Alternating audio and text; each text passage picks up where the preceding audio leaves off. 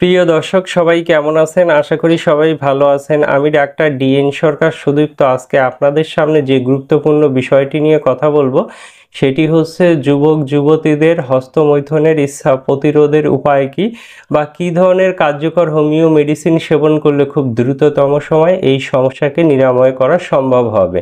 তো আমি তাদের জন্য বলছি, বিশেষ করে যারা অতিরিক্ত সবসময় কাম চিন্তায় নিমগ্ন থাকেন। তো যারা এই কাম চিন্তায় নিমগ্ন থেকে অতিরিক্ত হস্তমৈথুন করেন তাদের জন্য একটি গুরুত্বপূর্ণ হোমিও মেডিসিনের নাম বলছি, সেটি হচ্ছে স্ট্যাফিস এগ্রিয়া 30।